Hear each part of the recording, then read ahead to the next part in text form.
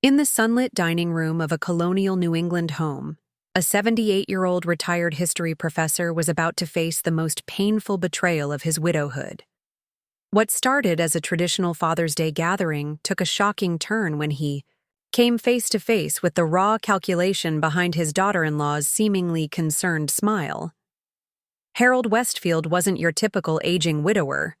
For over 4 decades, he had spent his life building both a distinguished academic career and a loving family legacy. Known for his quiet dignity and thoughtful wisdom, even as Parkinson's tremors began to betray his hands. When he encountered Vanessa's cutting declaration that he was just taking up space, he had no idea he was witnessing the catalyst that would transform his remaining years. Harold's decisive response, reaching for his attorney's business card, that evening would lead to a complete reimagining of the Westfield family's future. What began as a cruel dismissal would become an unexpected rebirth. The multi-generational household would never be the same after Harold reclaimed not just his space in the physical world, but his purpose in creating space for others to grow into themselves. Before we jump back in, tell us where you're tuning in from, and if this story touches you, make sure you're subscribed, because tomorrow I've saved something extra special for you. Harold Westfield's hands trembled slightly as he removed his wife's best china from the cabinet. Not from emotion, though there was plenty of that too, but from the early symptoms of Parkinson's that he'd kept hidden from his family. He steadied himself against the sideboard, breathing deeply until the tremor subsided.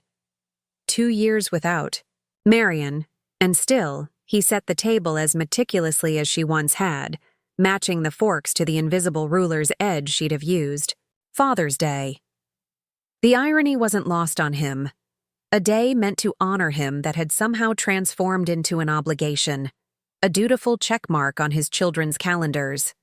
He placed the last crystal water glass carefully on the table, wincing as a sharp pain shot through his knuckles. The familiar house around him, the colonial he and Marion had restored together over 40 years, creaked with memories. But lately, even its familiar comfort had been called into question. "You're rattling around in that big house all by yourself," Michael had said last month, his voice straining for casual concern. Harold wasn't a fool. He recognized the real estate calculations happening behind his son's eyes. Harold checked his watch, nearly noon. They'd arrive soon. Michael and his wife, Vanessa, with their daughter, Lily. Perhaps some of the cousins. Eleanor had sent flowers from California, unable to make the cross-country trip. Her hospital administration position always provided a convenient excuse. The doorbell rang precisely at 12, revealing Vanessa's punctuality rather than any eagerness. Harold opened the door with a practiced smile. "Happy Father's Day, Dad," Michael said, delivering an awkward one-armed hug that ended before it properly began. "Harold, you look well," Vanessa added, her voice carrying the particular tone she reserved for him. Part appraiser, part hospice nurse. She handed him a gift bag with a department store logo. "We thought you might enjoy this." Behind them stood Lily, 16 and uncomfortably shifting her weight between feet. Unlike her parents, her discomfort seemed born of genuine emotion rather than impatience. "Grandpa," she said softly, stepping forward with a small, carefully wrapped package. "I made you something." Harold's smile warmed genuinely for the first time that day. Come in," he said, gesturing them toward the dining room where sunlight streamed through leaded glass windows onto Marion's china.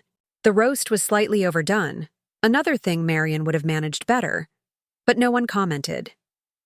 Conversation circled around safe subjects, Michael's financial consulting projects, the weather, distant relatives.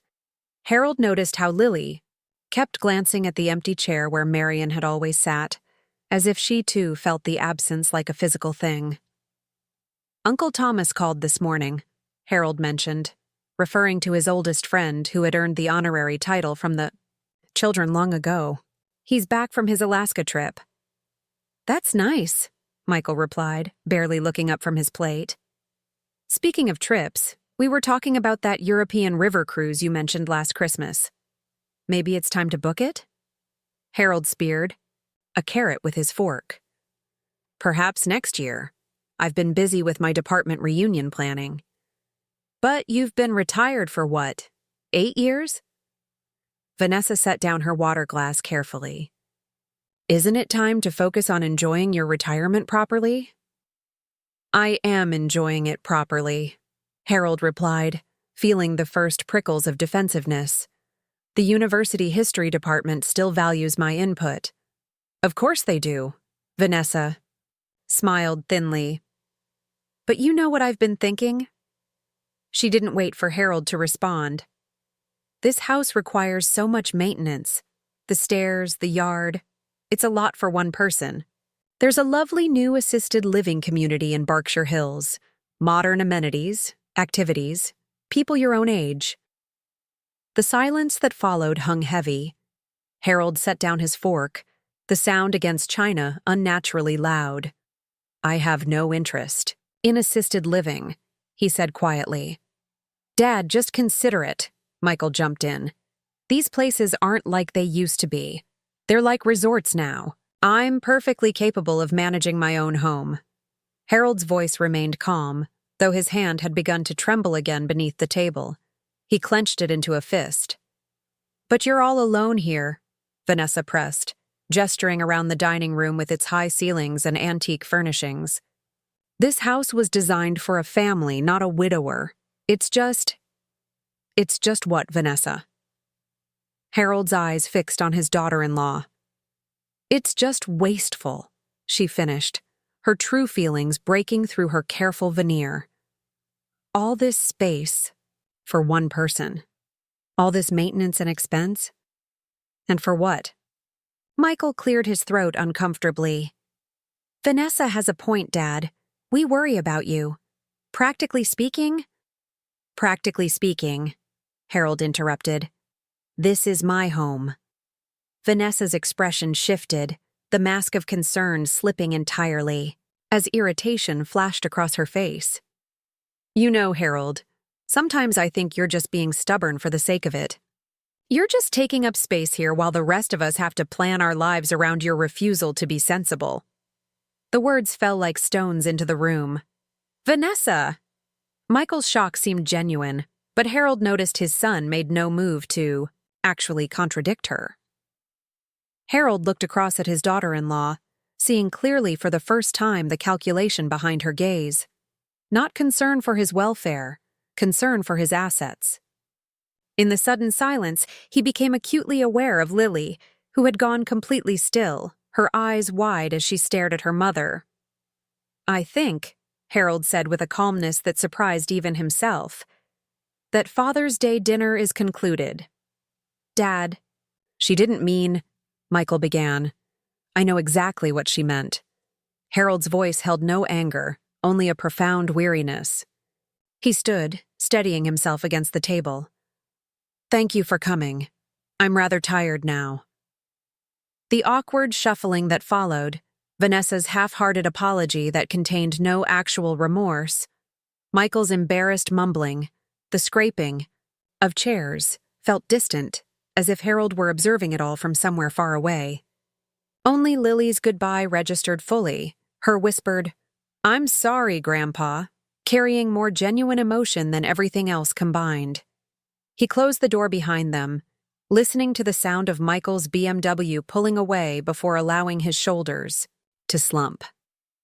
The house settled around him in the sudden quiet, no longer a comfort but a reminder of what was at stake. Just taking up space. The words echoed as Harold moved through the familiar rooms, past the photographs chronicling 50 years of marriage, past the study where he'd written 3 books on colonial American history, past the garden window where Marian had nurtured her prized roses. In his study, Harold lowered himself carefully into the leather chair that had conformed to his shape over decades. From the desk drawer, he removed a business card he'd been considering for weeks. Gregory Palmer, attorney at law, his old friend, and the Westfield family's legal counsel for 30 years. Harold had been contemplating changes to his will since his diagnosis 3 months ago. Now Vanessa's words had crystallized everything. The tremor in his hand had calmed as certainty settled over him. Tomorrow he would call Gregory and finalize the changes he'd been considering. His substantial estate, the investments that had performed so well, the unexpected inheritance from his uncle that had secured their comfortable retirement, this house that contained his life with Marion, would not go to those who saw him as nothing but an inconvenience, an obstacle to their plans. Harold reached for the telephone, decision made. The Westfield legacy would follow a different path. He was, after all, still taking up space. And he intended to make that space count. Gregory Palmer's law office occupied the second floor of a restored Victorian in downtown Amberley. Harold had been coming here for 30 years, watching as the town transformed around them, but Gregory's office remained steadfastly traditional. Oak paneling, leather-bound legal texts, and the same reliable assistant, Rita, who greeted Harold with genuine warmth. "He's expecting you, Professor Westfield," she said, leading him to the familiar office. Harold appreciated that she still used his academic title, a small acknowledgement of the life he'd built beyond being someone's father or husband.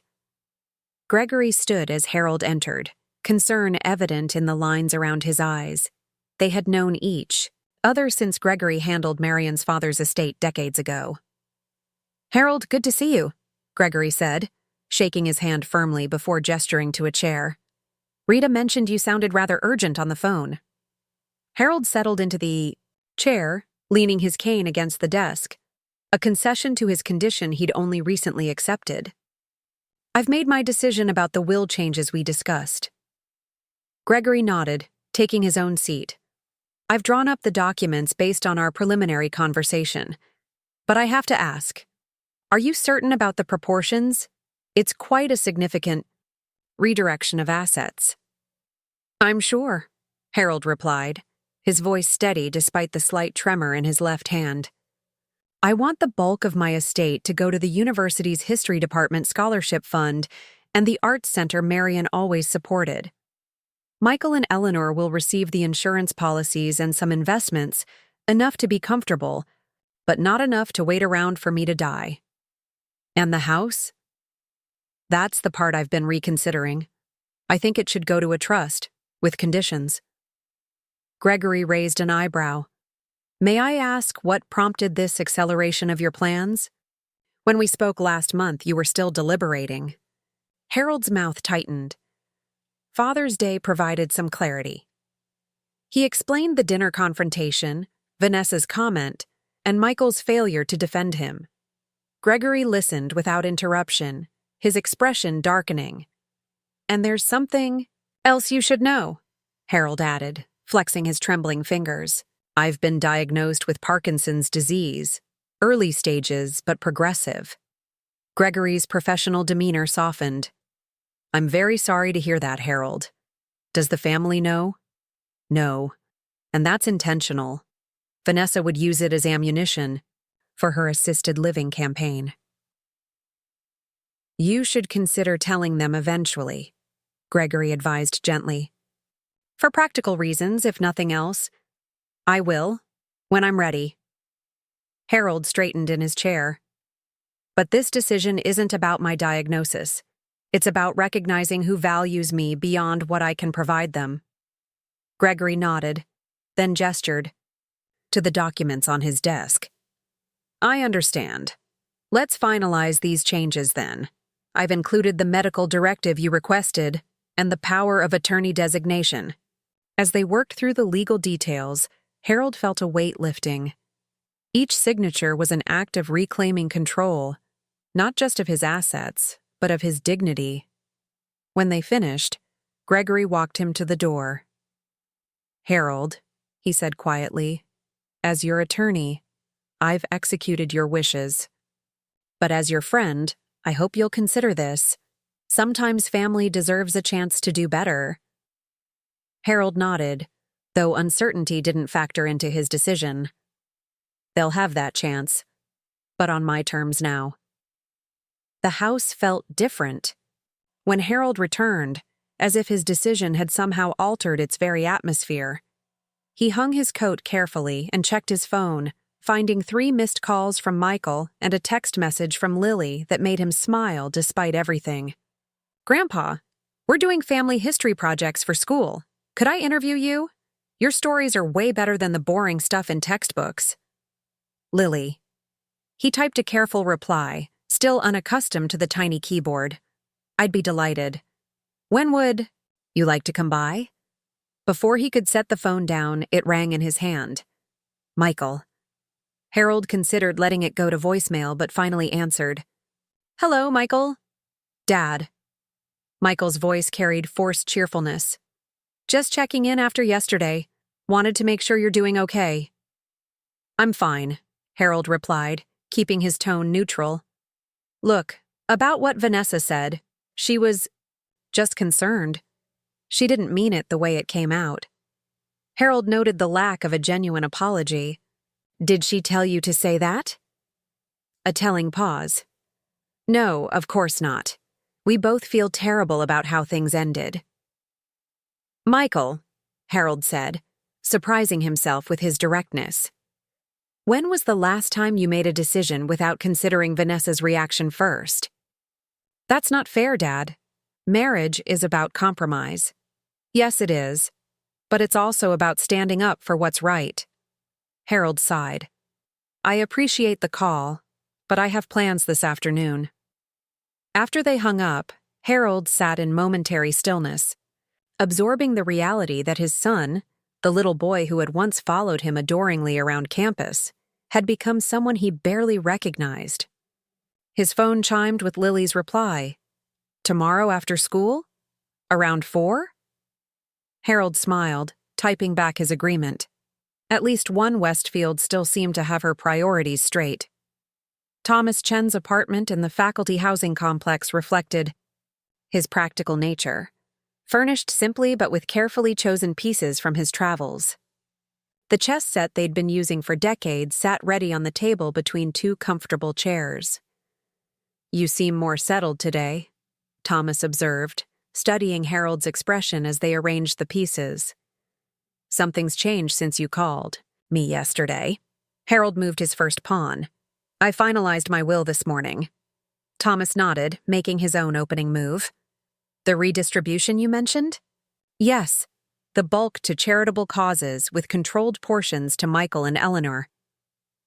They played in comfortable silence for several moves before Thomas spoke again. "You know, when my Margaret passed and I changed my will, my son didn't speak to me for 6 months." Eleanor's expression hardened briefly. "I heard about her taking up space comment. Michael was vague on the details." "I imagine he was." Harold sipped his coffee, weighing his next disclosure. "I've also made changes to my will, significant ones." He explained the redistribution of assets, watching understanding dawn on his daughter's face. When he finished, Eleanor was silent for a long moment. "Well," she finally said, "that explains Vanessa's urgency to get you out of this house. You don't seem surprised." "Dad, I've watched her calculate the square footage of this place every time she visits for 15 years. Eleanor set down her mug decisively. "But I need to know, is this change because of what she said, or because you genuinely want to support these causes?" "Both," Harold admitted. Her comment crystallized what I'd already been considering. Marion and I always planned to establish scholarships. The timeline simply accelerated. Eleanor nodded, her expression softening. "What about the Parkinsons? What's your treatment plan?" As Harold outlined his medications and therapy, Eleanor listened with professional attention, asking pointed questions about his doctors and symptoms. Her medical knowledge was reassuring, someone finally speaking to him as a person with an illness, not as an illness that had consumed a person. "There's something else you should know," Harold said. "Lily's been visiting regularly for a family history project. Vanessa's trying to prevent it." "Why would she?" Eleanor began. Then understanding dawned. "She's worried about influence, about Lily developing perspectives beyond Vanessa's control." Lily has remarkable artistic talent, Harold said. Something she's kept hidden from her parents. Eleanor's expression turned thoughtful. Talent in what medium? Drawing, primarily. She has Marian's eye. A small smile touched Eleanor's lips.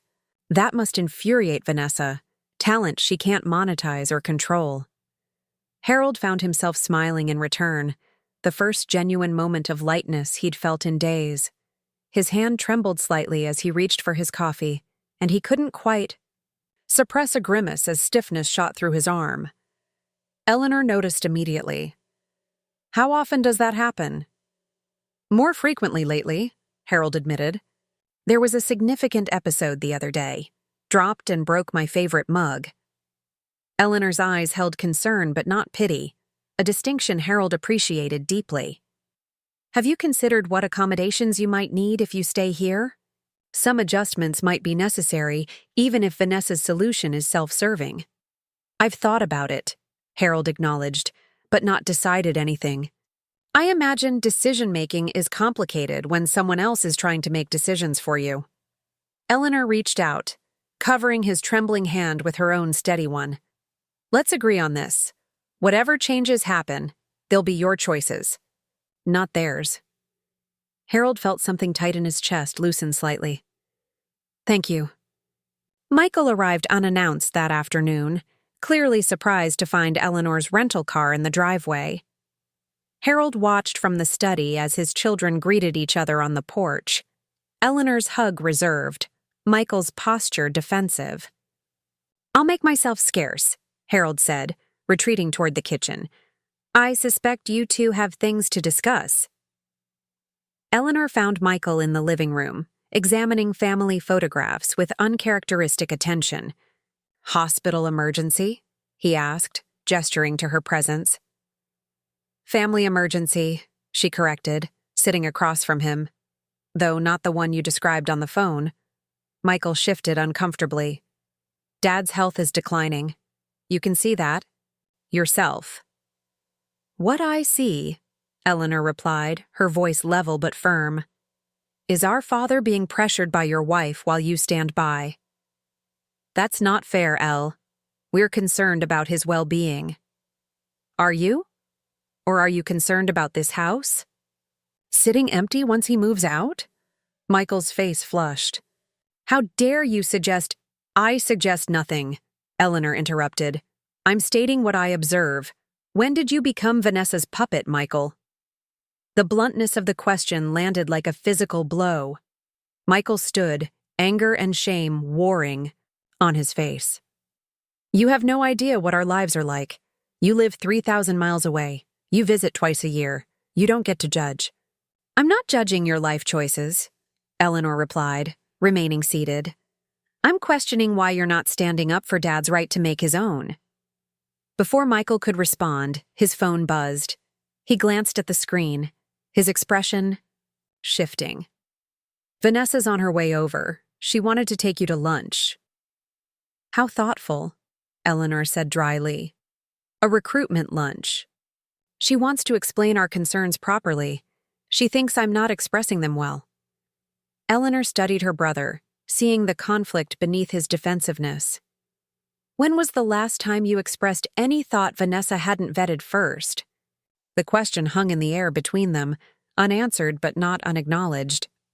Vanessa arrived 20 minutes later, dressed for a business meeting rather than a family visit. Her surprise at finding Eleanor already settled in the living room instead of waiting to be taken to lunch was poorly concealed. Eleanor, how lovely to see you, she said, stepping forward for an air kiss. I've spent most of my life around academics and artists. I know genuine talent when I see it. He handed the sketchbook back carefully. Why keep this secret from your parents? Lily sighed, sitting on Marian's work stool. Mom and Dad have my whole life mapped out. Wharton for business school, then joining Dad's firm. Art is just a hobby that doesn't lead anywhere productive. Her voice took on Vanessa's precise intonation for the last phrases. Before Harold could respond, his left hand began to tremor, more severely than usual. He shoved it into his pocket, but not before a wave of pins and needles rushed through his fingers. "Grandpa? Are you okay?" "Just a bit of arthritis," he lied smoothly. "These old houses get drafty. Shall we head back downstairs for more tea?" Across town, Vanessa Westfield sat at her home office desk, surrounded by printouts of property, values, investment account statements, and retirement calculators. On her computer screen, a spreadsheet detailed projections of Harold's assets based on the fragments of information she'd gathered over years of careful attention. "Michael," she called to her husband, who was absorbed in a golf tournament on television. "Come look at this." Michael appeared in the doorway, his expression wary. "More real estate listings for senior communities?" "No, I've been analyzing your father's potential estate value." She gestured to her meticulous research. "Based on current market values and what we know of his investments, we're looking at significant assets. The house alone, in that neighborhood, with those historical features." Michael shifted uncomfortably. "Vanessa, I've told you. I don't want to discuss this. Dad's health is excellent. He could live another 20 years. "Of course he could," she replied smoothly. "This is just good planning. And speaking of planning, we need to be more strategic about getting him to downsize. I'm thinking we should involve Eleanor. My sister will never agree to pressure Dad." "It's not pressure, it's concern. We frame it properly. Get her on board with our worry about him living alone." She turned back to her computer. "Also, have you noticed how much time Lily's been spending with him? 3 visits in 2 weeks. "She's doing a school project," Michael said, defensive. "A project that seems to involve an awful lot of private conversations," Vanessa muttered, making another notation on her spreadsheet. "Just make sure she's not getting too influenced by him." Michael stared at his wife's back for a long moment, seeing the calculations behind her concern but choosing, as he had for years, to look away. "Darjeeling was your grandmother's favorite," Harold said, pouring a fresh cup for Lily during their 3rd recording session.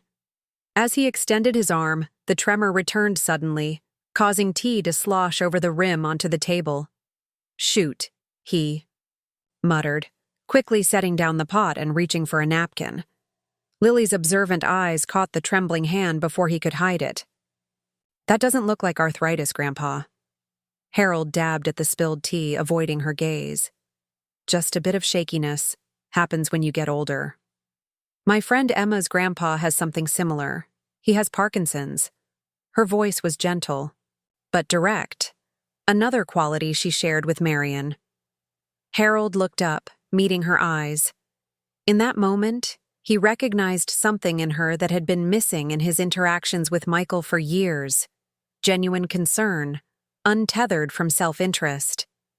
"Early stages," he admitted quietly. "Diagnosed 3 months ago." "Does Dad know?" "No one knows except Gregory Palmer, Thomas, and now you." Lily absorbed this in silence, then nodded decisively. "I won't tell them if you don't want me to. But I think you should let Dad know at least." "Perhaps," Harold acknowledged, "but not yet. Your mother would use it as leverage for her assisted living campaign." "Mom can be intense about getting her way," Lily said carefully. Harold laughed softly. "That's a diplomatic description." They continued their interview, moving into Harold's academic career and the books he'd written. As they wrapped up, the sun was beginning to set, casting long shadows across the lawn. "I should drive you home," Harold said, rising from his chair. "It's just a few blocks. I can walk." Lily packed her equipment carefully. "Besides, Mom thinks I'm at the library until 6. Harold raised an eyebrow. "You've been bending the truth about these visits?" "Not exactly lying, just managing the situation." She shouldered her backpack. "Mom has strong opinions about how I spend my time, especially if it doesn't align with her plans for my future." Harold walked her outside despite her protests. As they reached her car, an old Volvo wagon that had once been Eleanor's, Lily turned to him impulsively. "Thank you for showing me Grandma's studio, and for seeing me." The simple phrase carried layers of meaning. Harold squeezed her shoulder gently. "Marion would have adored the artist you're becoming." As they stood there, a distinctive silver Mercedes drove slowly past the house. Behind the wheel, Vanessa's face was visible for only a moment before the car accelerated away. "Was that?" Harold began. Lily nodded, her expression troubled. "Mom doesn't usually come this way home from work." They watched the car disappear around a corner, both understanding without saying it aloud. Their growing bond had been noticed, and Vanessa considered it a threat to her carefully constructed plans. Harold knew something was wrong the moment he tried to lift the coffee mug. His fingers refused to cooperate, suddenly alien and disconnected from his commands. The tremor started in his left hand, stronger than ever before, then raced up his arm like an electrical current. The mug slipped from his grasp, shattering against the kitchen tile and sending coffee and ceramic shards in all directions. He stood frozen, watching the dark liquid spread across the floor. The trembling continued, now accompanied by a rigidity that made his entire arm feel like wood. For the first time since his diagnosis, Harold felt genuine fear, not of death, but of the slow erosion of independence that would precede it. After the episode subsided, he knelt painfully to clean up the mess, his movements careful and deliberate. The sound of his phone ringing startled him, and he nearly lost his balance. "Hello?" he answered, trying to keep his voice steady. "Dad, it's Michael. Listen, Vanessa and I would like to stop by this afternoon. There's something we need to discuss." The controlled casualness in his son's voice raised immediate alarms. "What's this about, Michael?" "Just a family matter. We'll be there around 3. Michael hung up before Harold could protest. Harold finished cleaning the broken mug, his movements slow but precise. There would be more broken things, he knew. More messes to clean. More evidence of his body's rebellion. But today, there was apparently another battle to fight first. "Mom, this is ridiculous," Lily said, standing in the doorway of her mother's home office. "I promised Grandpa I'd help him organize some old photographs today." Vanessa didn't look up from her computer. "I've already told you, Lily, we need you to attend this college prep seminar. It's been scheduled for weeks." "No, it hasn't. You just signed me up yesterday. I checked the confirmation email." Vanessa's eyes flicked up, narrowing slightly. "Your future is more important than old photographs. Besides, your grandfather seems to be monopolizing your time lately. Your father and I are concerned about your priorities." "My priority is finishing my project," Lily countered. "And spending time with Grandpa isn't a distraction. It's important to me." "What's important?" Vanessa replied, her voice taking on the edge that always preceded a non-negotiable decision. "Is that you focus on the path we've discussed for your future. Wharton doesn't accept students based on how well they curate family photos." Lily felt her face flush with anger and frustration. "This isn't about Wharton. It's about Grandpa being alone since Grandma died, and your grandfather has chosen to isolate himself," Vanessa interrupted.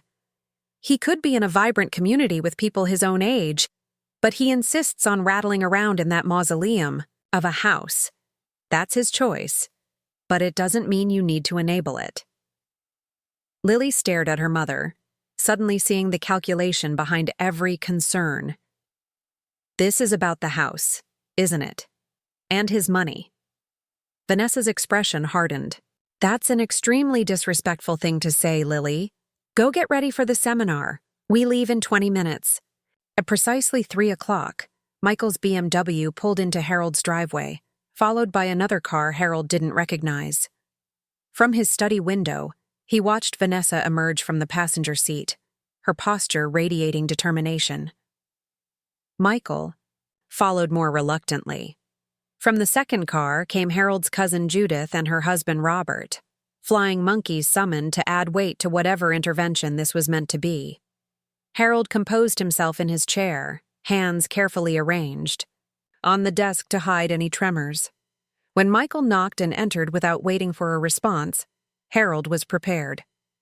"Dad," Michael began with forced brightness, "thanks for making time for us." "Did I have a choice?" Harold asked mildly. Vanessa took immediate control.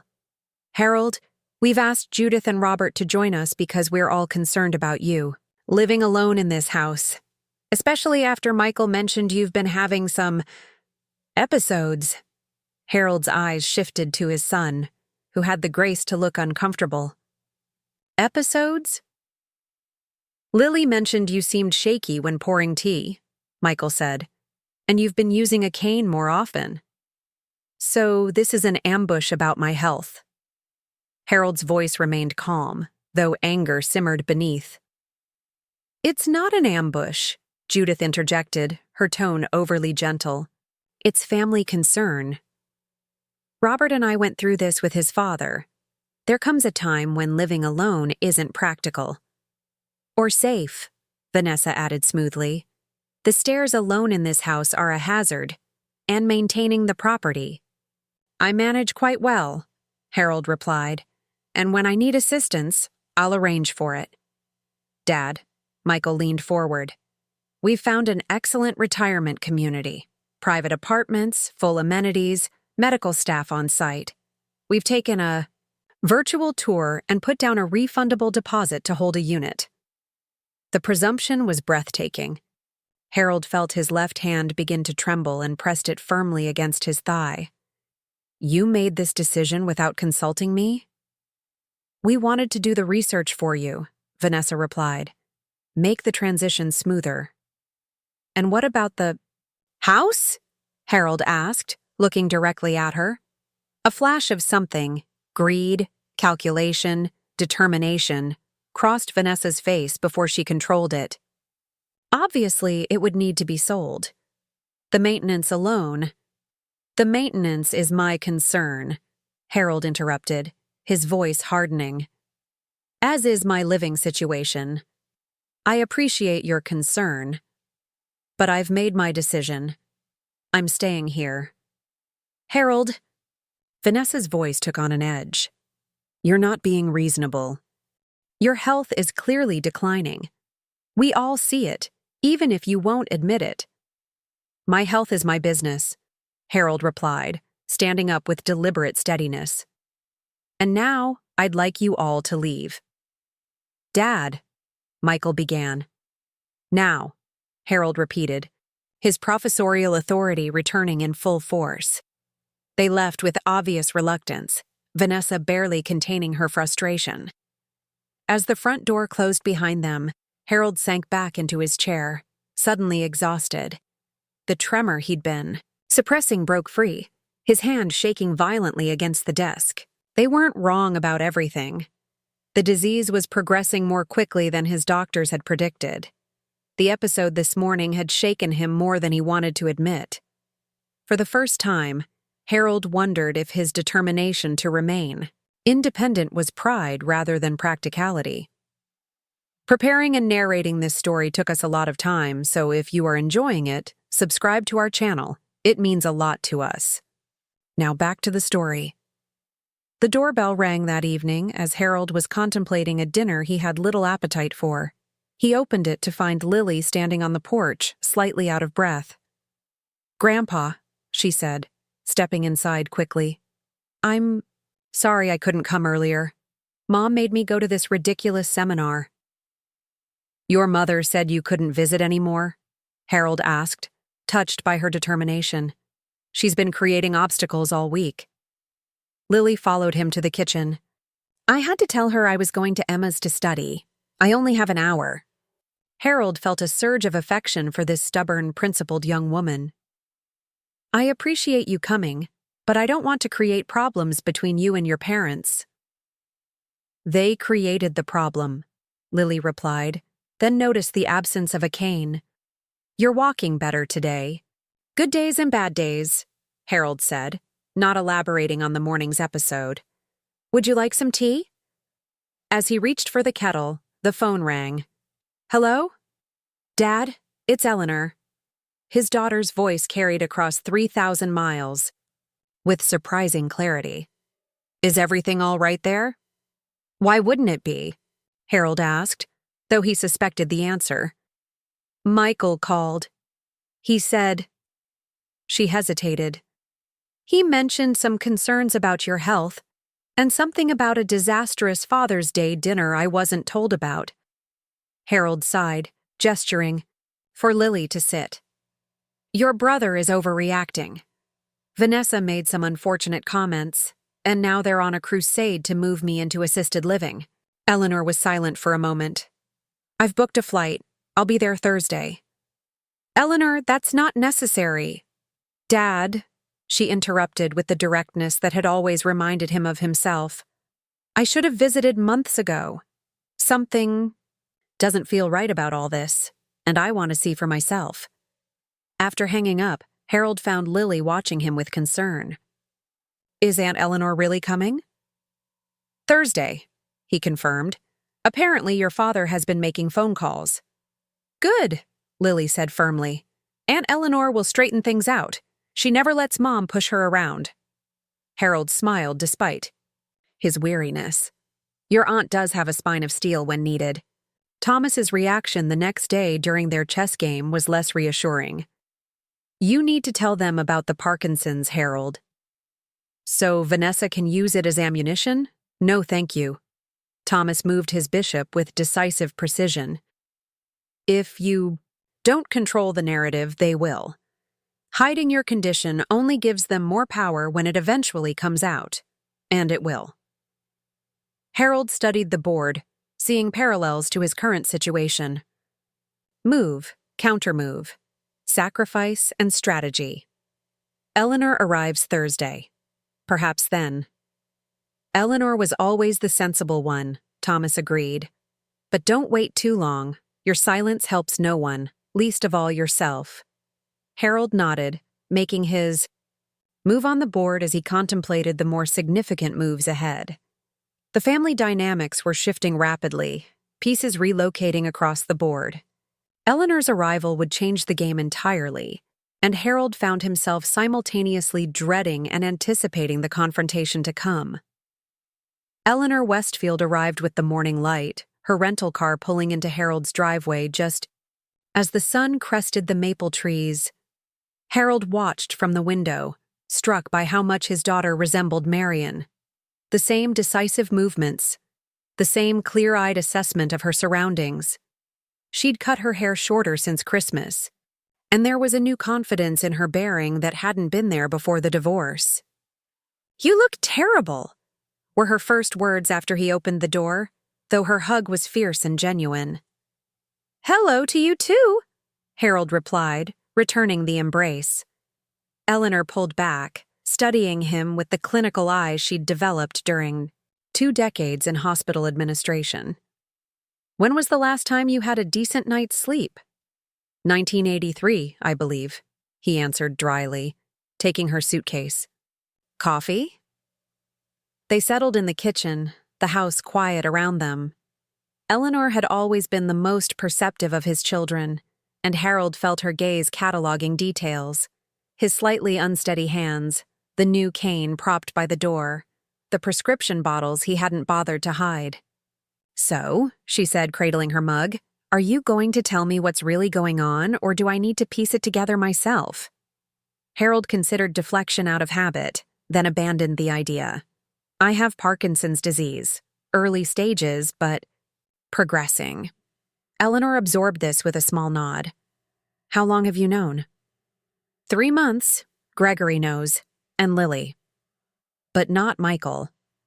It wasn't a question. Vanessa would use it as leverage for their assisted living campaign. Eleanor's expression hardened briefly. I heard about her taking up space comment. Michael was vague on the details. I imagine he was. Harold sipped his coffee, weighing his next disclosure. I've also made changes to my will. Significant ones. He explained the redistribution of assets, watching understanding dawn on his daughter's face. When he finished, Eleanor was silent for a long moment. "Well," she finally said, "that explains Vanessa's urgency to get you out of this house. You don't seem surprised."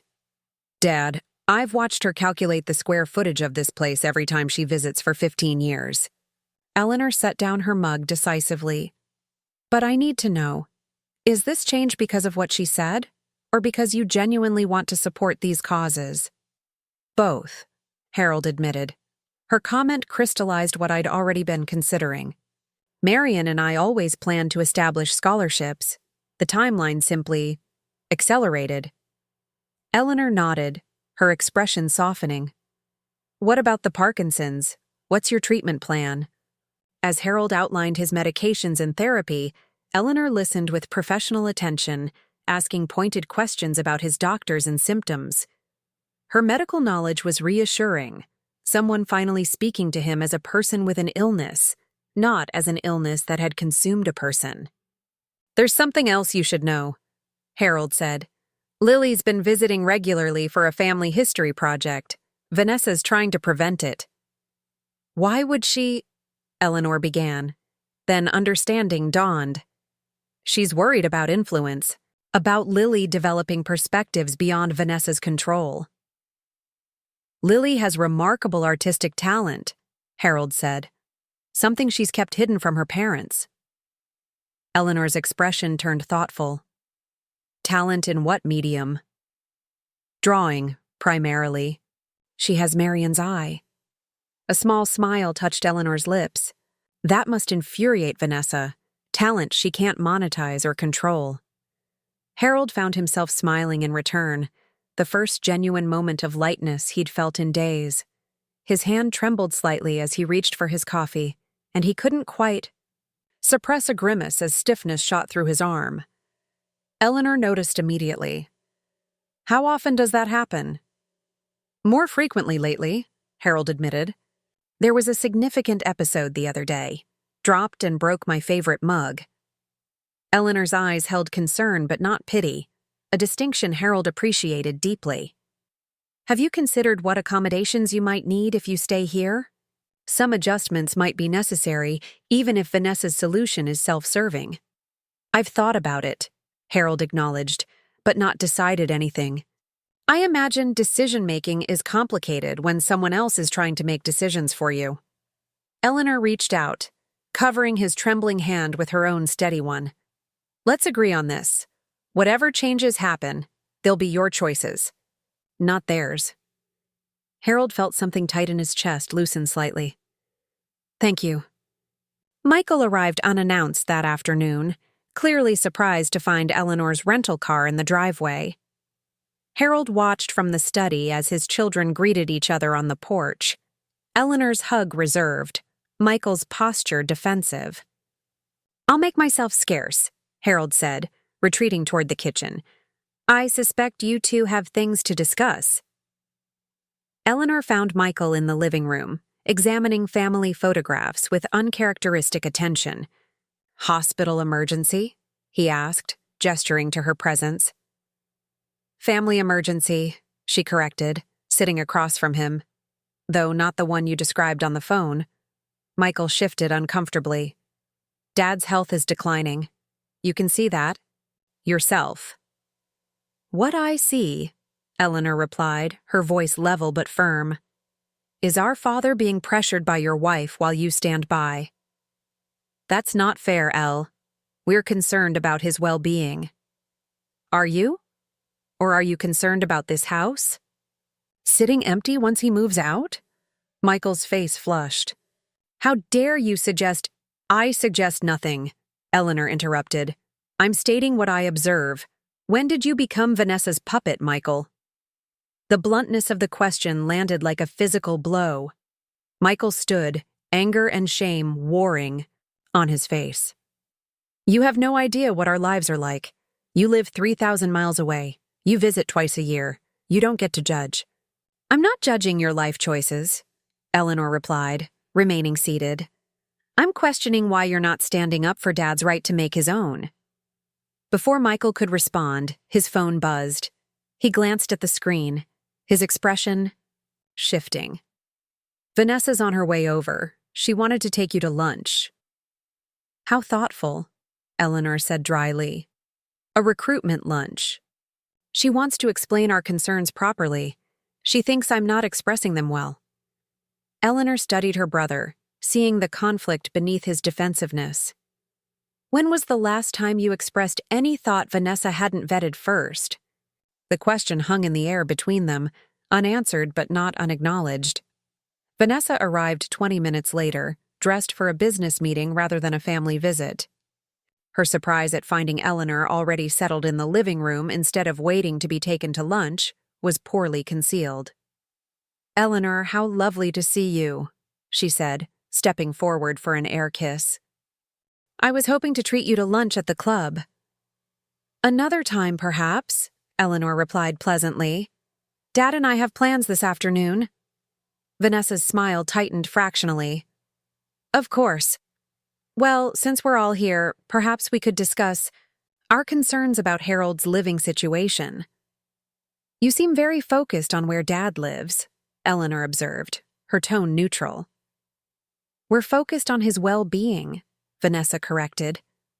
"This house is simply impractical for someone his age, especially with health issues."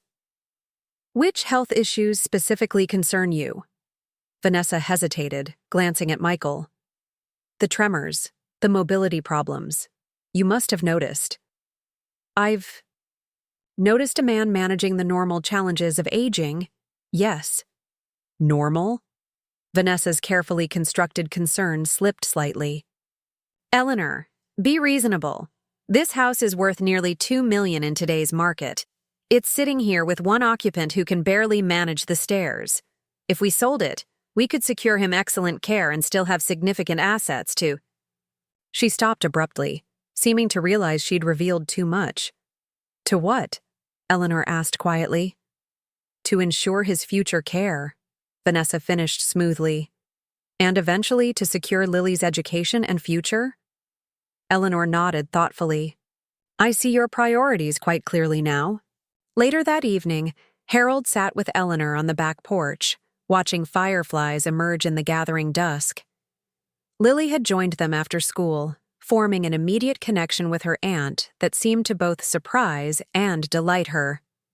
"Mom says Aunt Eleanor is chronically non-committal," Lily had whispered to Harold in the kitchen. "But I think she's just honest." Now, as Lily went inside to call her friend about a school assignment, Eleanor turned to Harold. "I think you need to call a family meeting," she said. "Set the record straight on your own terms." Harold sighed. "You mean tell them about the Parkinsons?" "And whatever else you choose to disclose," Eleanor replied. "But you need to control the narrative before Vanessa creates her own version." Harold considered this, watching the familiar garden where Marion had spent so many hours. "I've spent my life studying history, how events and choices echo through generations. Now I find myself at a crossroads in our own family history." "Every family has its defining moments," Eleanor agreed. "This could be ours." Harold nodded slowly. "Very well, we'll have a family summit, but on my terms, in my home, and I'll decide what to disclose." Eleanor squeezed his hand gently. "I wouldn't have it any other way." As Lily rejoined them, chatting animatedly about her latest art project, Harold felt the pieces of a plan falling into place. The tremor in his hand was present but manageable, much like the family situation. With Eleanor's steady presence and Lily's honest perspective, he was no longer facing these challenges alone. Later that night, with Eleanor's help, Harold composed an email to the family. "To all Westfield family members, I request your presence at my home next Saturday at 4 p.m. for an important family discussion. This is not optional. No excuses will be accepted." Harold, he pressed send with a steadiness that belied the significance of the moment. The die was cast. The next move in this complex family game would be his. Saturday arrived with the weight of inevitability. Harold stood at his bedroom window, watching the driveway as the first cars began to arrive. The morning had been spent in preparation, not just of refreshments, which Eleanor had insisted on handling, but of himself. He had rehearsed what needed to be said, consulted with both Gregory and Thomas, and made peace with the consequences. "Ready?" Eleanor appeared in the doorway, her expression supportive but questioning. Harold adjusted his tie, a small act of dignity. "As ready as one can be for a family insurrection." Downstairs, the living room had been arranged for the meeting. Gregory Palmer arrived first, his briefcase containing the medical and legal documents Harold might need. Thomas came next, taking a seat slightly apart from the family circle but present as moral support. Michael and Vanessa's arrival was heralded by the distinctive sound of the BMW's engine. Through the window, Harold watched their approach, Vanessa's posture rigid, Michael looking uncomfortable. Behind them came Judith and Robert, apparently still enlisted as allies. Lily arrived separately, having insisted on driving herself despite Vanessa's objections. Her presence was like a breath of fresh air in the increasingly tense atmosphere. Harold took his position in his favorite armchair as the family settled around the room. Eleanor stood nearby, a silent sentinel. Gregory sat at a small side table, documents arranged neatly before him. "Thank you all for coming," Harold began, his professor's voice steady and authoritative. "I've called this meeting to address several matters directly, rather than allowing speculation to continue." Vanessa shifted forward slightly, her expression a carefully constructed mask of concern. "We're all worried about you, Harold." "I appreciate that," Harold replied evenly. "Which is why I'd like to start with some medical facts." He nodded to Gregory, who handed him a folder. 3 months ago, I was diagnosed with Parkinson's disease." The silence that followed was broken only by Judith's small gasp. Harold watched the reactions ripple through the room. Michael's genuine shock, Vanessa's calculated recalibration, Lily's quiet support. "It's currently in the early stages," Harold continued. "My doctors are optimistic about managing the symptoms, with medication and therapy for the foreseeable future." "Dad," Michael began, his voice strained, "why didn't you tell us?" "A fair question," Harold acknowledged. "I needed time to process the diagnosis myself before it became a family matter. And frankly, I was concerned about how the information would be used." His eyes moved deliberately to Vanessa, whose expression remained carefully neutral. "I'm telling you now because I want to be clear about several things. Yes, my health presents challenges. No, those challenges do not mean I'm incapable of making my own decisions or living independently." Gregory stood, distributing documents to each family member. "Harold has asked me to outline the arrangements he's making to address his health needs while remaining in his home. These are the legal and practical accommodations I've chosen," Harold explained as Gregory detailed the home health assistance, safety modifications, and medical support systems. "Not up for debate, merely for your information." Vanessa studied the documents with narrowed eyes. "This seems unnecessarily complicated and expensive. The community we found offers all these services in one place, with 24-hour staff." "I'm sure it does," Harold replied. "But I'm not interested." "Harold," Vanessa pressed, "you're not thinking clearly about this. The financial implications? Alone?" "I'm thinking perfectly clearly," Harold interrupted, his voice hardening slightly. "Which brings me to the second matter I wish to address." The room went still as Harold leaned forward, his gaze fixed on Vanessa. "At our Father's Day dinner, you stated that I was just taking up space. I want to be absolutely clear. This house is my space. I've earned it. I belong here." Michael shifted uncomfortably. "Dad, she didn't mean—" "Yes, she did," Harold said simply, "and your silence spoke volumes." The bluntness of this statement landed like a physical blow. Michael flinched, color rising in his face. "I'm not interested in recriminations," Harold continued more gently. but I am interested in truth. So let's speak plainly. Vanessa, your concern is not primarily for my welfare, but for my assets. Specifically, this house and what it represents in your financial calculations. Vanessa's mask slipped, indignation flashing across her features. That's completely unfair. We're trying to help you. No, Eleanor interjected calmly. You're trying to help yourselves to Dad's estate before he's even gone. How dare you? Vanessa snapped. Michael, are you going to let them talk to me like this? All eyes turned to Michael, caught in the crossfire of divided loyalties. Harold watched his son struggle, seeing in his expression the weight of years of accommodation. Dad, Michael began hesitantly, we genuinely worry about you living alone, especially now knowing about the Parkinsons. But, he paused, visibly gathering courage. But I can see how our approach has seemed controlling. Seemed, Vanessa hissed. Was controlling, Michael corrected, straightening his shoulders slightly. And I should have handled it differently. In the momentary silence that followed, Lily spoke up from where she sat near Harold. I've been spending time with Grandpa for my school project. He's not helpless or confused. He's the wisest person I know. Her simple statement carried a weight that complex arguments could not.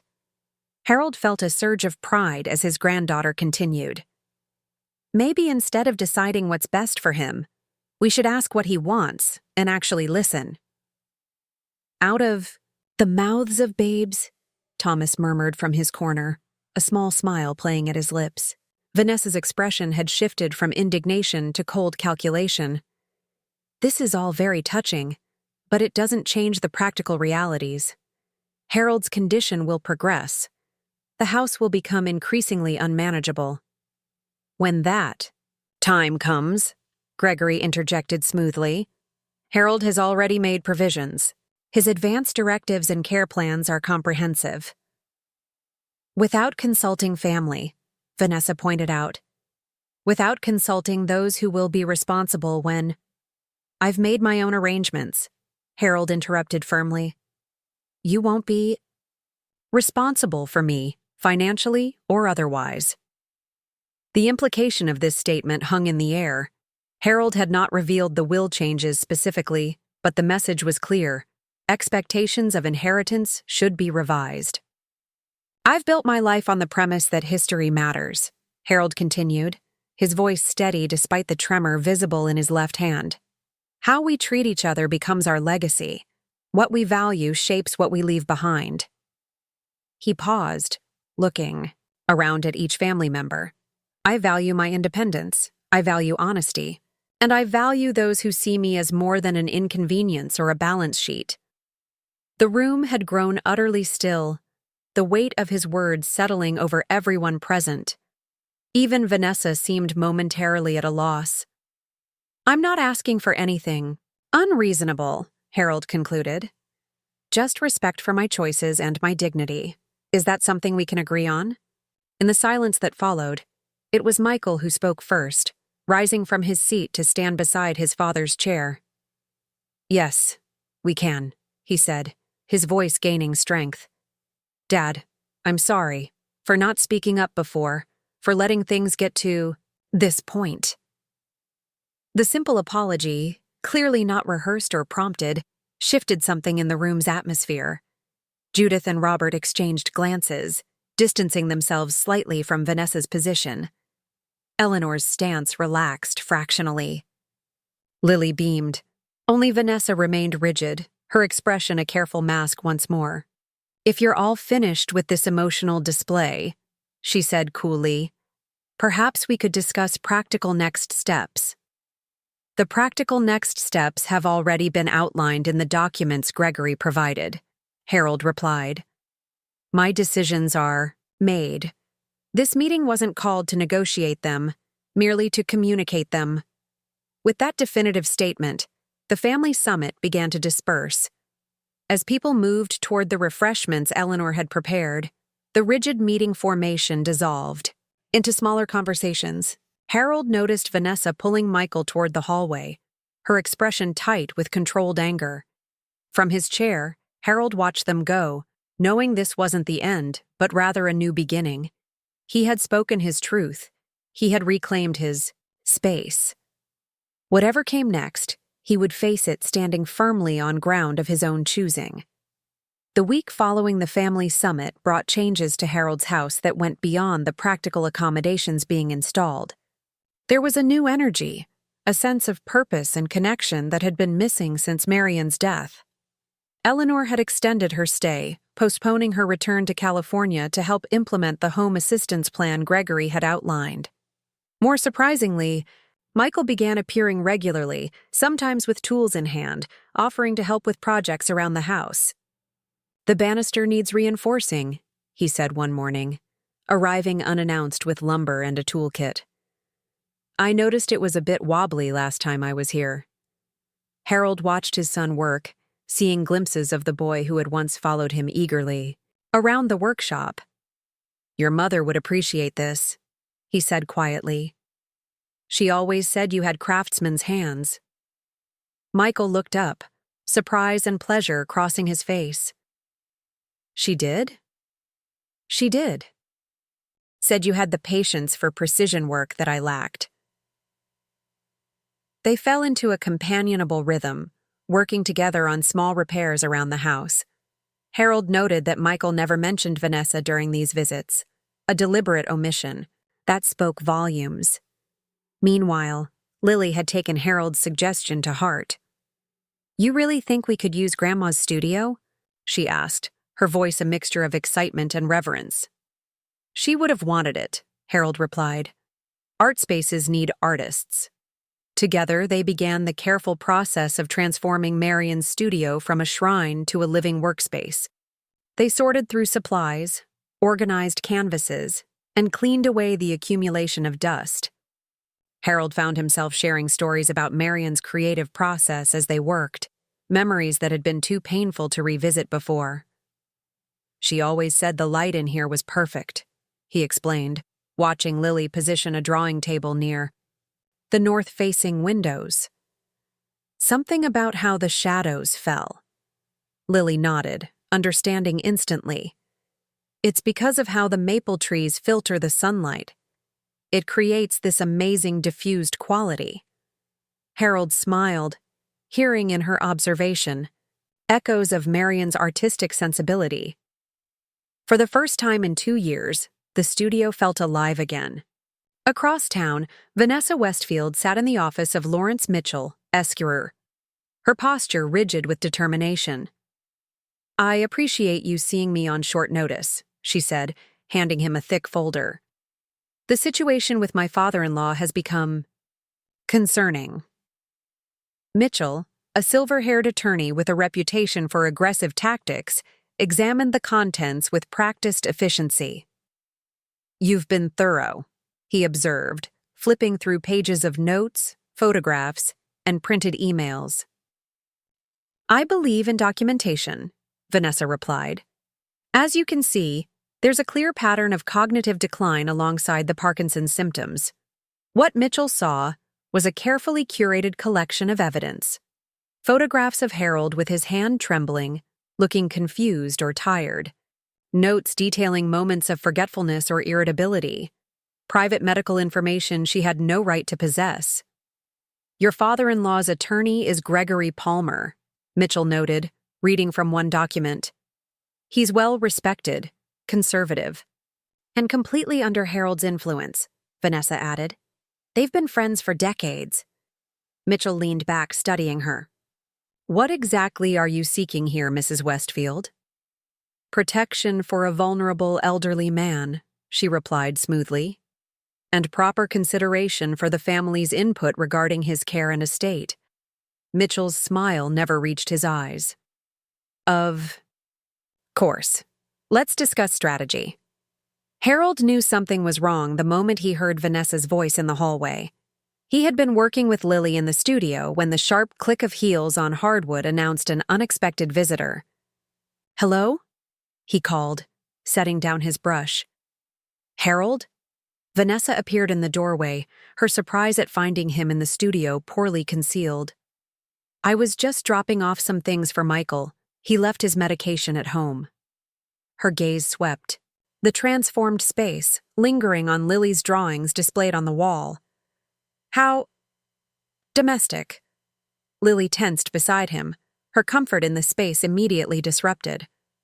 "Michael isn't here," Harold said, watching Vanessa's movements carefully. "Oh? He said he'd be working on the porch today." Her tone suggested this was a revelation to her as well, though Harold doubted it. "Well, since I'm here, how are you feeling? You had us worried after your fall." Harold frowned. "What fall?" "The one Michael mentioned," Vanessa replied, her eyes widening with practiced concern. "In the garden? He said you seemed quite shaken afterward." "I stumbled slightly while pruning roses," Harold corrected. "Hardly a fall." "Oh dear, is your memory being affected too? That's concerning." She pulled out her phone, typing something quickly.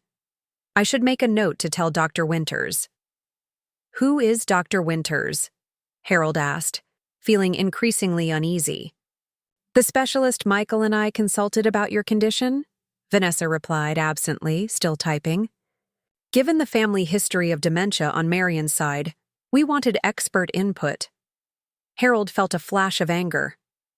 "There is no family history of dementia on Marion's side."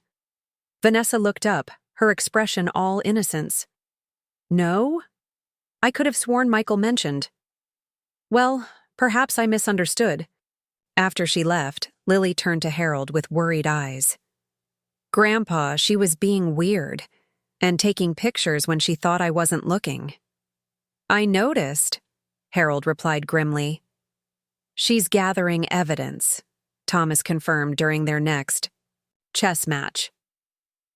"Lawrence Mitchell was asking questions about you at the faculty club last week, very concerned about your cognitive state, apparently."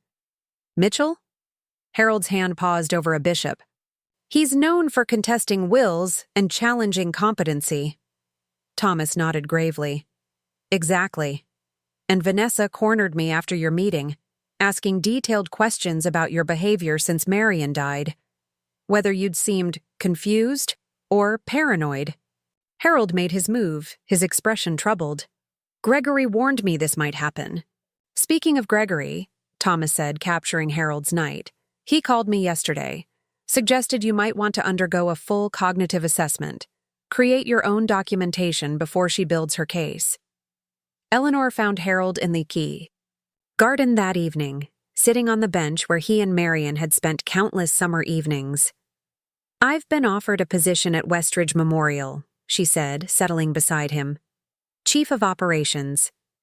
Harold turned to her in surprise. "That's less than 30 minutes from here." "Yes," she agreed simply. "I've been thinking about moving back east for a while now. My divorce clarified some priorities." Harold studied his daughter's profile.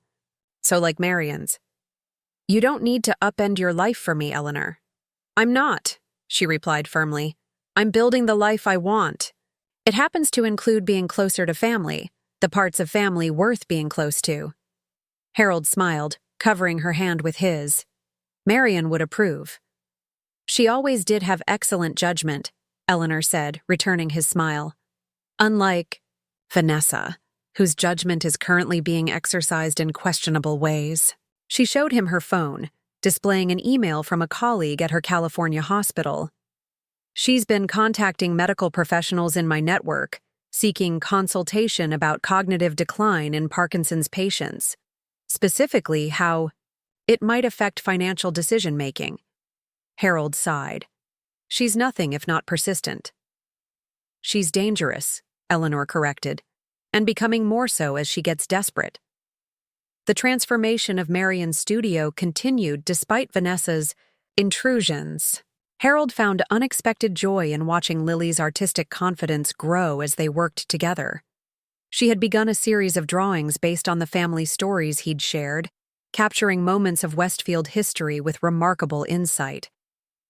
"I think this one's my favorite," Harold said, examining a sketch of Marion in her 20s, standing defiantly before the university board that had initially rejected her application to the fine arts program. "I like how she wasn't afraid to take up space," Lily observed, the phrase taking on new significance in their shared context. "To demand recognition." Harold nodded, feeling a swell of emotion. "Your grandmother understood that some spaces must be claimed, not granted." As they worked, Michael began occasionally joining them, awkwardly at first, then with growing comfort.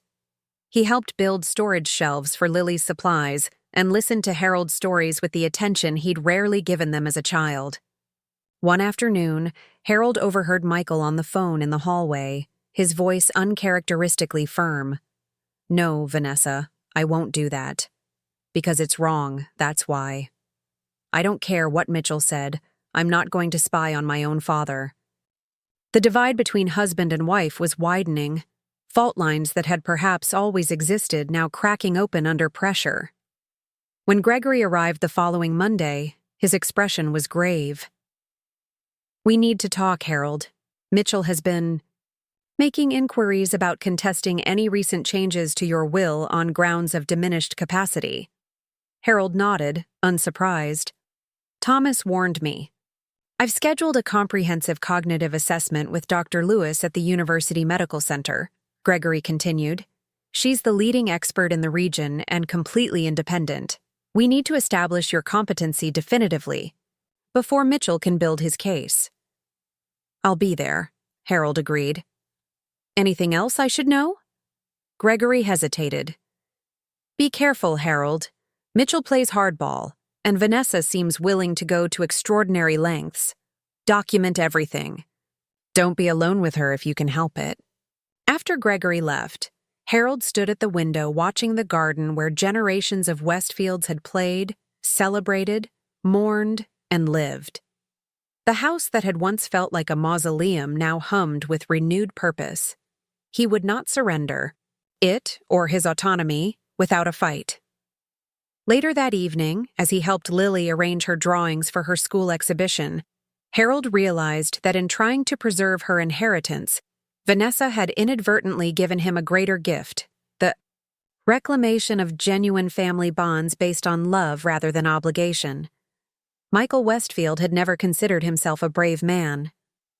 Throughout his life, he had chosen the path of least resistance, agreeing with louder voices, deferring to stronger personalities, finding comfort in compromise rather than conviction. This tendency had served him well in business, where flexibility was valued.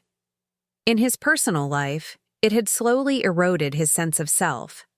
But even he had limits, and he found them late one night while searching for a tax document on the home computer.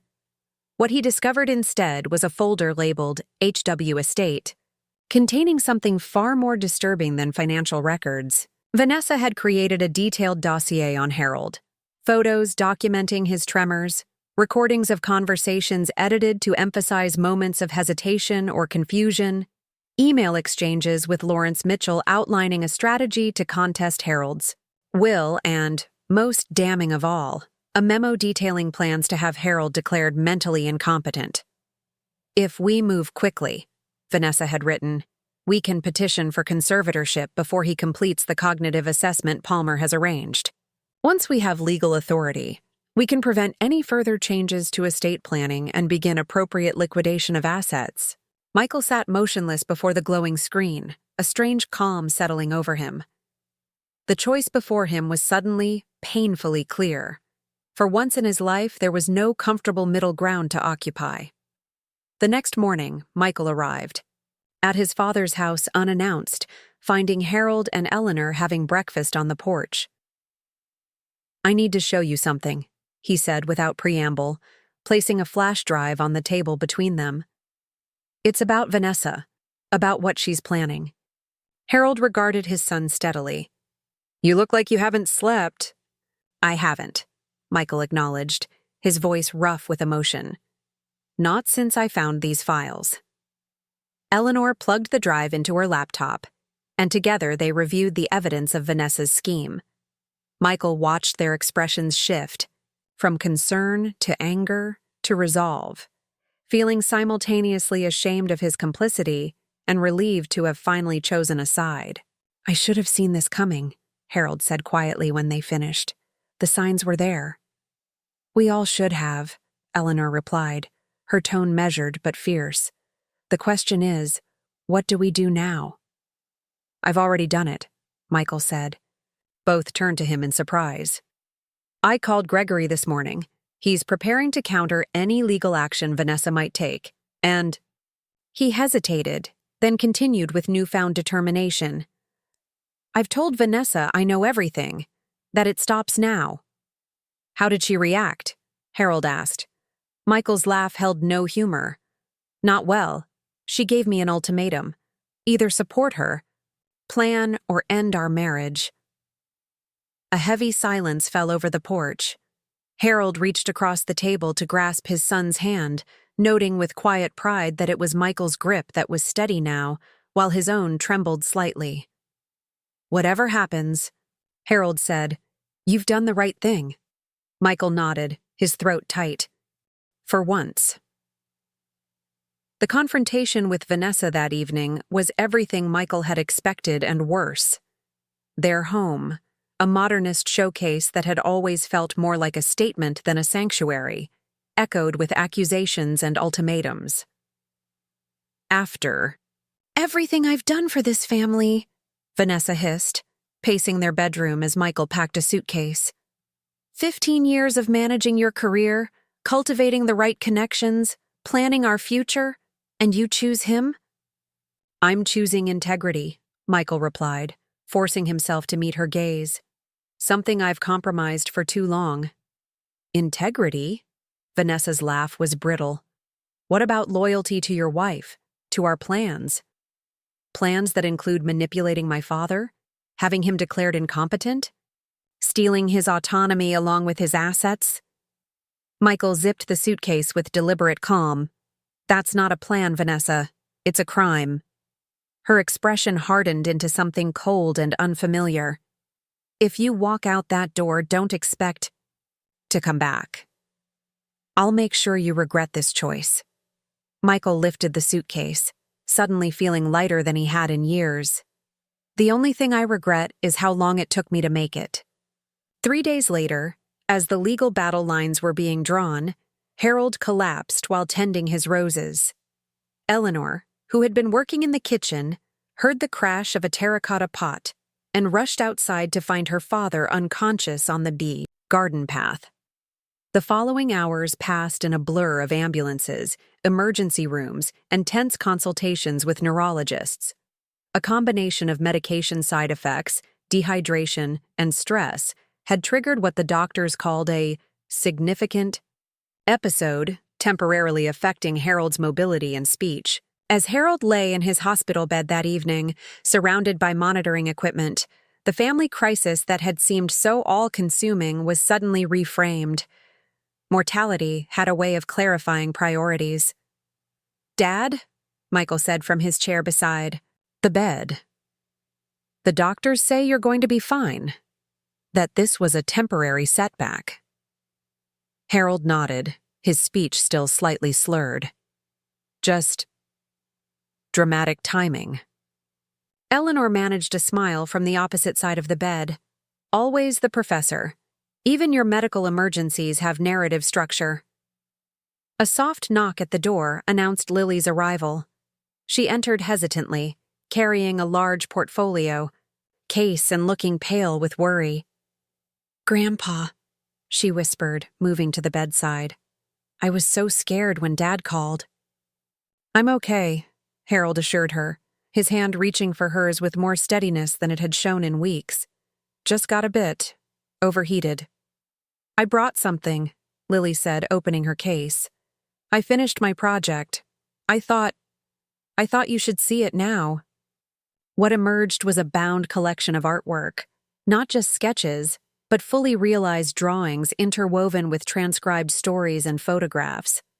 The family history project had evolved into something extraordinary, a visual chronicle of the Westfield legacy, centered around Harold and Marion's life together.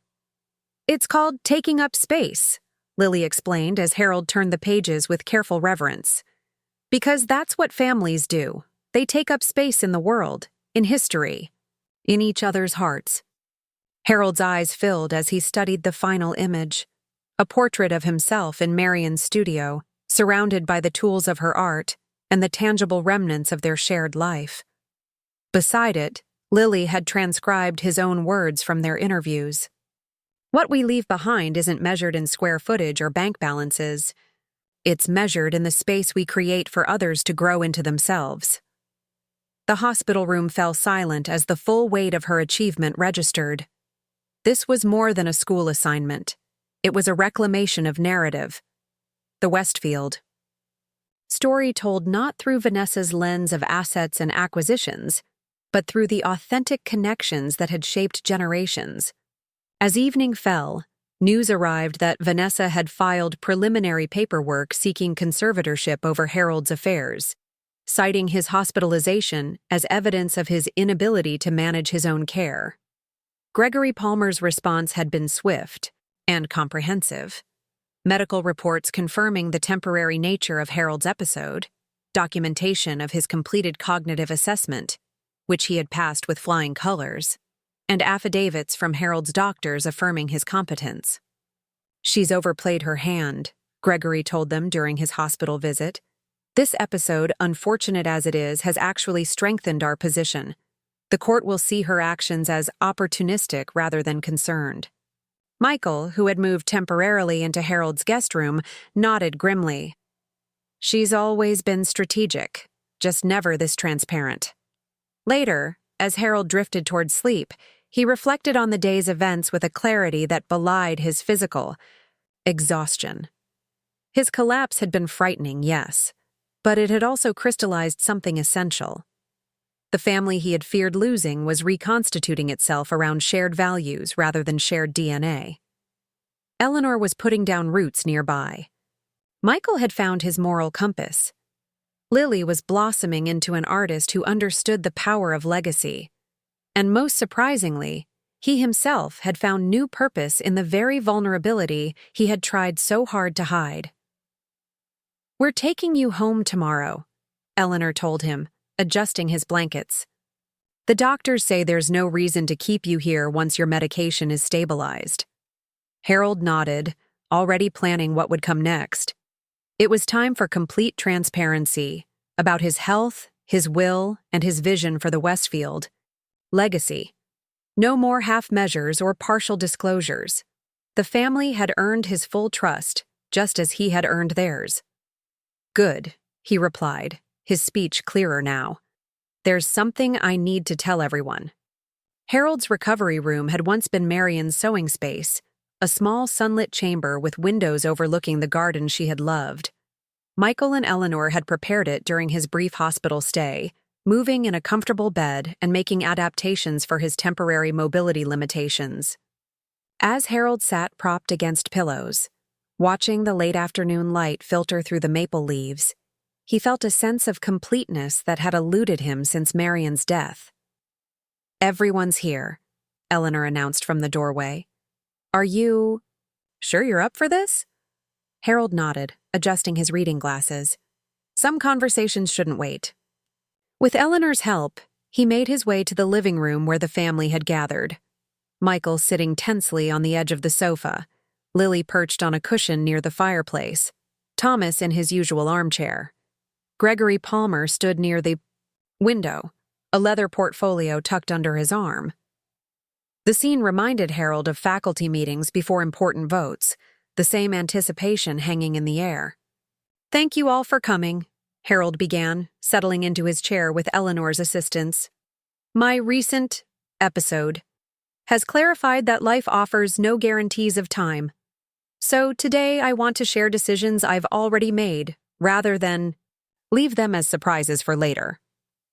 He nodded to Gregory, who opened his portfolio and distributed elegant folders embossed with the Westfield family crest, a detail Marion had designed years ago for their personal stationery. "As you know," Harold continued, "I made significant changes to my will after Father's Day. What you don't know is the nature of those changes." He paused, gathering strength. The majority of my estate will establish the Marion Westfield Foundation for arts education. A surprised murmur ran through the room. Lily's eyes widened, her fingers tightening around her folder. The foundation will provide scholarships for young artists, support community art education, and maintain this house as both a living residence and eventually a small gallery space for emerging talent. Harold's gaze settled on Lily. And when she turns 21, my granddaughter will hold a permanent position on the board of directors. Lily's hand flew to her mouth. Grandpa, You've earned it, Harold said, simply. Your project showed me that Marion's legacy needed to live on through more than just memories. Gregory stepped forward. The foundation is already legally established, with an initial endowment. The remaining estate will transfer upon Harold's passing, though he will serve as chairman during his lifetime. What about family inheritance? Michael asked quietly. You and Eleanor will receive direct financial bequests and certain personal items, Harold explained. Enough to ensure your comfort, but not so much that the foundation's mission is compromised. Michael nodded, his expression thoughtful rather than disappointed. I realize this may not be what some expected, Harold continued. But Marion, and I always believed that privilege carries responsibility. The foundation will honor that belief. Eleanor, who had been quietly observing, spoke up. Dad, this is perfect. Mom would love knowing her passion for art education would continue. The doorbell interrupted them, its chime unexpectedly jarring in the emotional atmosphere. Eleanor went to answer it, returning moments later with a tight expression. It's Vanessa, she said quietly to Harold. She's insisting on being included. A tense silence fell over the room. Michael half rose from his seat, his face clouding. Let her in, Harold decided. This affects her too, in its way. Vanessa entered like a storm front, her designer suit and perfect makeup a deliberate contrast to the casual family gathering. Her gaze swept the room, noting the folders and Gregory's presence with evident calculation. How convenient that I wasn't included in this meeting, she said, her voice brittle with controlled anger. Making decisions about family assets without all family present seems remarkably familiar, Harold. You weren't invited, Michael said quietly, because you're no longer acting as family. Vanessa's eyes narrowed. I'm still your wife despite your theatrical departure. That gives me legal standing in any estate discussions. Gregory stepped forward smoothly. Actually, Mrs. Westfield, it doesn't. Harold's estate planning is his legal right, and as you and Michael have no joint claim on his assets, your presence here is purely at Harold's discretion. Is that what you all think? Vanessa looked around the room, her composure slipping. That you can simply exclude me after 15 years? That Michael can abandon our marriage with no consequences? There are always consequences, Harold replied, his voice gentle despite everything. For all choices, including yours. Vanessa turned to him, her expression hardening. This isn't over, Harold. Mitchell is preparing our counterfilings now. Your episode demonstrates exactly what we've been saying about your capacity to manage your affairs. Vanessa, Michael interrupted, his voice stronger than Harold had ever heard it. It's time to leave. Whatever legal challenges you're planning, they won't be resolved here today. For a moment, it seemed Vanessa might escalate further, but something in the unified tableau before her, Harold, Michael, Eleanor, and Lily presenting a solid front, seemed to penetrate her anger. She straightened her shoulders, dignity replacing rage. You'll be hearing from Mitchell, she said coolly, turning to leave. All of you. After the door closed behind her, Thomas broke the heavy silence. Well, that was bracing.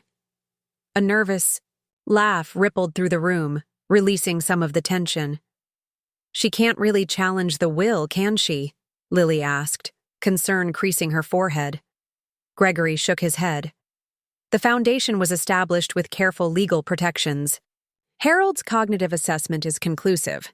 And, frankly, her own documented behavior, attempting to file for conservatorship while Harold was hospitalized, will work against any claims she might make. Harold felt a wave of exhaustion wash over him, the emotional confrontation taking its toll. Eleanor noticed immediately, moving to his side. "Perhaps we should continue this tomorrow," she suggested. "No," Harold said firmly. "There's more to share, and it's all good news." He turned to the group. "Eleanor has accepted a position at Westridge Memorial. She'll be moving back east permanently." Eleanor smiled, squeezing his hand. "Starting next month. I've already found a small house about 20 minutes from here. And I," Michael added quietly, "have filed for divorce. It was always coming, but Vanessa's actions forced the timeline." The room absorbed these announcements with a sense of pieces falling into place, a family reconstituting itself around new realities. As the evening continued, Harold watched his family with quiet amazement. Michael and Eleanor discussed practical arrangements for his ongoing care without the infantilizing concern Vanessa had always shown. Lily sat close by, peppering Gregory with thoughtful questions about how the foundation would operate. Thomas moved from conversation to conversation, his dry humor providing welcome moments of lightness. Later, as the gathering began to disperse, Harold beckoned Lily to join him in his study. There, he showed her the foundation's full prospectus, the scholarship program, the community initiatives, and eventually, the conversion of part of the house into gallery space. "Your grandmother always wanted this house filled with art and artists," he explained. "The foundation will ensure that happens, even when I'm no longer here." Lily studied the plans with glistening eyes. "I never imagined, when I started that school project, that it would lead to this." Harold smiled. "The best legacy projects work that way. They start small, with authentic connection, then grow into something neither person could have created alone." As evening settled over the house, Thomas raised his glass in the final toast of the night. "To Marion," he said, his voice rich with emotion, "who taught us all how to take up space beautifully and purposefully, and to Harold, who honors her by doing the same." The crystal glasses clinked gently, catching the last golden rays of sunset. Harold looked around at the faces of those he loved most, feeling not the diminishment of illness or age, but the expansion of possibility. He had reclaimed his space in the world, not just the physical house, but the emotional territory of family, legacy, and purpose. What had begun with pain was transforming, slowly but surely, into something unexpectedly meaningful. The Amberley Community Arts Center hummed with activity as visitors moved through Lily Westfield's exhibition. Taking up space had drawn an impressive crowd. What began as a school project had evolved into a sophisticated exploration of family legacy through drawings, recordings, and photographs. Harold moved slowly through the gallery, leaning on his cane. The past year had seen his Parkinson's progress, but the disease hadn't diminished his presence. If anything, it had distilled his essence to something more distinctly Harold, purposeful, dignified, fully present. "Professor Westfield," former colleagues approached, commenting on Lily's remarkable talent. "She has her grandmother's eye," he would respond, watching his granddaughter across the room, confidently explaining her work to attentive listeners. The exhibition's centerpiece was a portrait series titled Generations, Marion from photographs, Harold from life studies, and Lily's self-portraits. The three faces shared expressions and gestures that spoke to both genetics and chosen connection. Michael appeared with a woman whose warm smile matched his newfound ease. "Dad, this is Sarah. We met at the community theater board." "It's a pleasure," Sarah said, shaking Harold's hand. "Michael says I have you to thank for encouraging him to join. Harold observed the authentic way his son stood beside this woman, no longer performing a role but simply being himself. The divorce from Vanessa, finalized 6 months ago, had left Michael temporarily adrift, but ultimately centered. For perhaps the first time, he was defined by his own values rather than someone else's expectations. Gregory Palmer called for attention from a small podium. Today marks not only this exhibition's opening, but also the official launch of the Marion Westfield Foundation for Arts Education. I'm pleased to announce our first scholarship recipients. 3 young artists were introduced: a painter, a sculptor, and a digital media artist, who would receive funding and mentorship through the foundation. Additionally, Gregory continued, I'd like to recognize the foundation's chairman, Professor Harold Westfield, whose vision has made this possible. The applause was genuine, with several people rising to their feet. Harold accepted the recognition with a small nod, uncomfortable with personal attention, but deeply satisfied by what the foundation represented. Thomas found Harold in a quiet corner afterward. Who would have thought we'd be starting new ventures at our age? He mused, his own mobility now aided by a sleek carbon fiber cane. Certainly not us, back when we were assistant professors arguing about colonial tax policies, Harold replied. Life surprises us, Thomas agreed, glancing at a photograph of their graduate school days. Though this past year's surprises have been generally positive. Generally, Harold acknowledged, thinking of his advancing symptoms. Though not entirely. How's the new treatment working? Some good days, some challenging ones, but I'm still here, still taking up space. Eleanor joined them with news of her own. It's official. I've closed on the cottage near the lake. Congratulations, Harold said, genuinely pleased. Eleanor had flourished since returning east, bringing her hospital management expertise to Westridge Memorial while creating a more balanced life than she'd had in California. The studio addition breaks ground next month, she added, just in time for summer painting. Eleanor had rediscovered her own artistic interests, another echo of Marion that had brought father and daughter closer. Lily stepped to the center of the gallery to address the gathering. At 17, she carried herself with authentic confidence, not the practiced poise Vanessa had tried to instill. When I started recording my grandfather's stories for school, I had no idea where it would lead, she began. What I discovered was that family isn't just about bloodlines or inheritances. It's about the stories we choose to tell and the space we create for each other to grow. Harold felt pride listening to her articulate thoughts that had taken him decades to understand.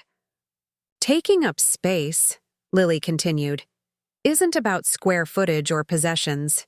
It's about claiming your right to exist authentically. My grandmother understood that. Through her art and life, she taught that lesson to my grandfather.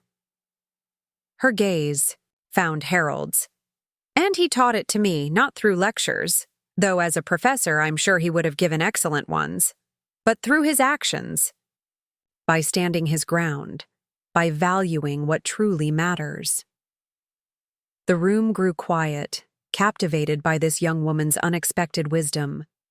The Marion Westfield Foundation exists to create space for artists to find their voices, to take up space in a world that often tells them to make themselves smaller. After enthusiastic applause, Gregory approached Harold with a final document. The last signature, he explained. This establishes the perpetual trust for the house. Harold signed with a hand that trembled but moved with purpose. The house that Vanessa had coveted would now forever serve a mission beyond material value. Across town, Vanessa Westfield sat alone with wine and the evening newspaper. A small article announced the foundation launch and Lily's exhibition. Her attempts to contest Harold's will had failed comprehensively. The divorce from Michael had been equally definitive, his newfound resolve surprising her. She studied the photo of Harold and Lily, trying to understand how she had so completely misread what truly held value. For all her strategic planning, she had missed the most important calculations: the worth of genuine connection, the power of authentic purpose, the value of taking up space with meaning rather than possession. Setting down her glass, Vanessa turned away, surrounded by her perfectly appointed but hollow rooms, facing the quiet reckoning that comes from getting exactly what you thought you wanted and finding it empty. As the evening wound down, Harold stood at the edge of the gallery's courtyard, watching his transformed family. Thomas joined him, their canes matching rhythm. "A good night," Thomas observed. "Very good," Harold agreed. "Though I'm feeling every one of my years." "Worth it, though?" Harold nodded, watching Lily laugh with Eleanor. "More than worth it." The Parkinsons would progress. They both knew it. There would be harder days ahead. But those challenges would be faced within the context of purpose and connection, not isolation. "When Marion died, I worried about you," Thomas said. "You seemed to disappear into yourself." "I did," Harold acknowledged. "Going through motions but not really living. Not taking up space. And now?" Harold smiled, feeling the journey's full circle. "Now I know taking up space isn't about how much room you occupy, but how fully you inhabit it." Lily approached, slipping her arm through his. "Grandpa, there's someone you need to meet. One of Grandma's former colleagues." Harold allowed himself to be drawn back into the gathering, into the circle of family and friends, into the space he had claimed and now filled completely. The house, the foundation, this exhibition, all were physical manifestations of something more profound: the reclamation of meaning, the transformation of loss into legacy, the discovery that sometimes the most powerful way to take up space is to create it for others. Marion would have approved, he thought. She had always known that living fully wasn't about the years you accumulated, but how you filled them. Up next, you've got 2 more standout stories right on your screen. If this one hit the mark, you won't want to pass these up. Just click and check them out. And don't forget to subscribe and turn on the notification bell so you don't miss any upload from us.